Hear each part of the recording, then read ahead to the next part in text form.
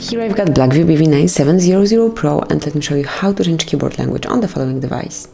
So at first let's open the messages, then click on Start Chat and pick whichever contact, actually it doesn't matter. Tap on the more icon, which is 3 dots one in the right upper corner, and then select Settings.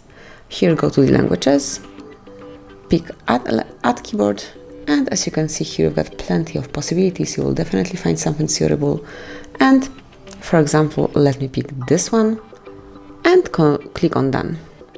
Now click on the pen icon to remove English, tap on bin icon one more time, and as you can see from now on you've got brand new keyboard. So now you can write in your own language with your own letters. So then if you'd like to go back to English, or if you'd like to change keyboard language one more time, simply tap on the more icon, go to the settings here, pick languages, and as previously select the language that you would like to have.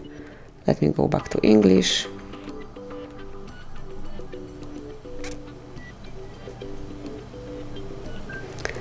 Pick the region, so let me pick US and click on Done.